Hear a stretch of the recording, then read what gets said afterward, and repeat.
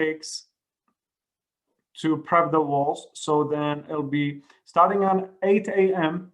the 20th of January and finishes on the 21st, 5 p.m. Then what about the first coat? The first coat, I can start on the 20th, so that doesn't make sense. So I have double click it and then go and change that from the 20th to the 22nd.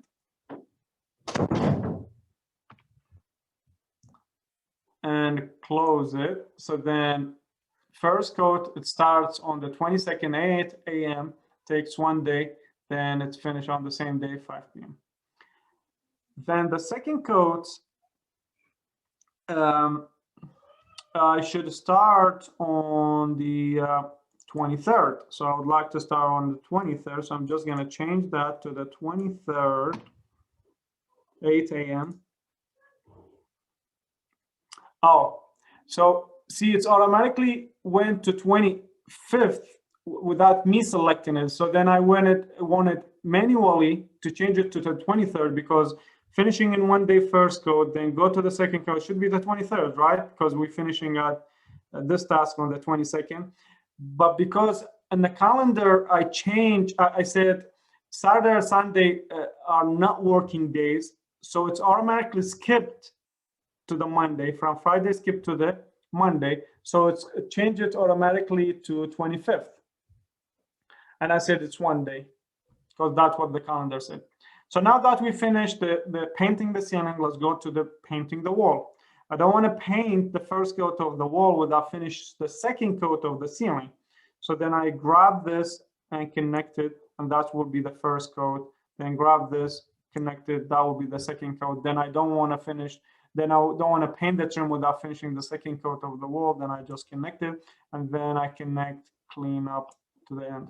So that's your schedule. Then we go back here and say, okay, if I finish on the 25th, the second coat of the ceiling, I feel, let's do that later. So then we start on the 26th, first coat. See, it did it automatically here for me on the 27th, the second coat, on the 28th, the trim, and then 29th, the cleanup. And I said it's half day because I connected them here, created the dependencies, then generated that to me. But then I want to say, you know what? Looking back at the schedule, I don't feel I want to apply the first coat of the walls right after the ceiling. I want to have like a day off or something. Then I'm just gonna have to say, I can do it in multiple ways, but I can do it this way. I say, well, I want to start, double click here. I don't want to start on the 26th. I want to start on the 27th. Then close it, and then it pushes everything out. See, as you can see, it pushes everything out to me to the February 1st. So I start on January 18th, and I finish my schedule on February 1st. So that's how you create the logic of it, and then you can always refine and adjust your schedule according to your logic and your expectations. So then what's next?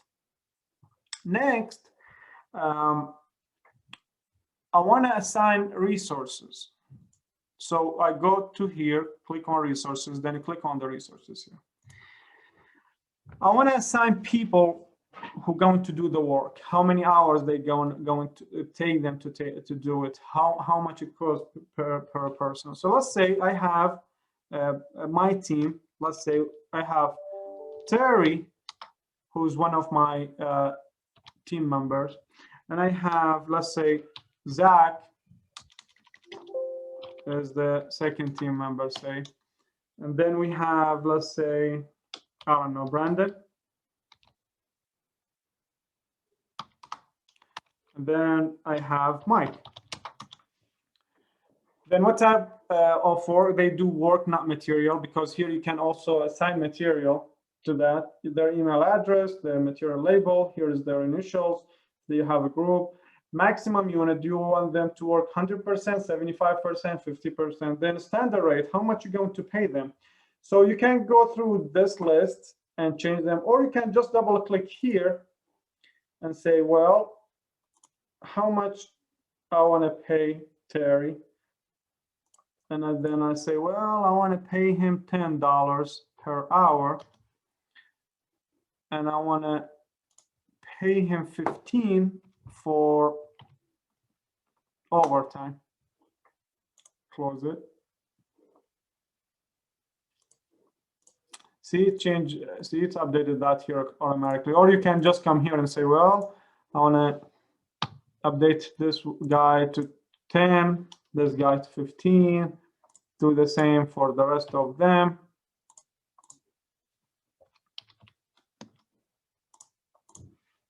Pretty simple, pretty easy. I love this software. It's pretty simple. So then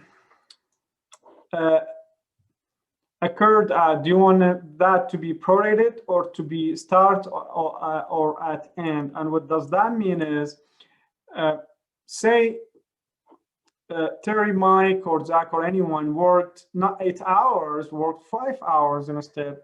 So how are you going to pay them? Well, the software will generate automatically the cost of that person. If it's 5 hours, then they will pay them 5 hours, not 8 hours. So I will adjust that accordingly.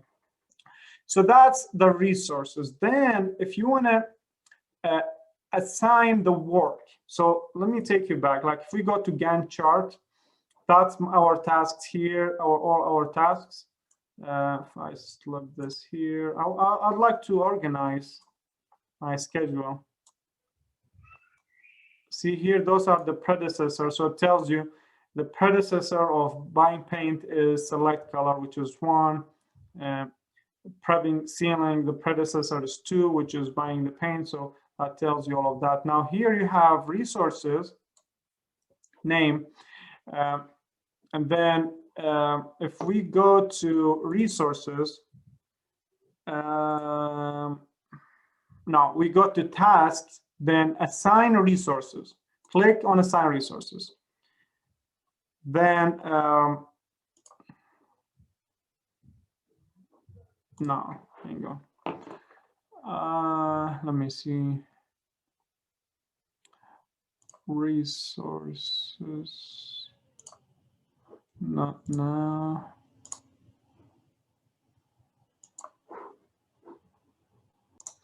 So if I want to double click on select color, generate this window. If you remember it, we assign the duration here.